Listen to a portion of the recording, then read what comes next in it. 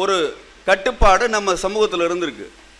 அதாவது யாராவது ஒரு வீட்டில் அவங்க செட்டியார் இறந்துடுறாங்க இல்லைன்னு வச்சுக்கோங்களேன், அவங்க வீட்டில் இருக்கிற நகைகளையோ பொருட்களையோ பாதுகாக்கிறதுக்கு வழி இல்லை, லேடிஸ் மட்டும்தான் இருக்காங்கன்னா அதை ஒரு வேட்டி துணியில் முடிஞ்சு அவங்களுக்கு தெரிந்த அந்த ஊரில் இருக்கக்கூடிய ஒரு பெரியவரிடத்தில் ஒரு நகரத்தாரிடத்தில் கொண்டு வந்து ஒப்படைத்து விட்டு, அப்பச்சி இதை மலரணையாக உங்கள்கிட்ட கொடுத்து வச்சுருக்கேன், என்னைக்கு என் பிள்ளைங்க என் வாரிசுக வந்து கேட்குதோ அன்னைக்கு நீங்கள் கொடுத்துருங்க அப்பச்சின்னு சொல்லிவிட்டு அந்த ஆட்சி அந்த அப்பத்தா மறைந்து விடுவாள்.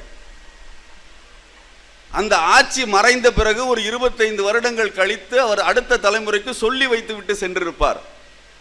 அப்பச்சி இந்த மாதிரி நம்ம சுப்பையான்கிட்ட கொடுத்து வச்சிருக்கேன் மலரணையா, நீ எப்போ இருந்தாலும் போய் வாங்கிக்கலான்னு.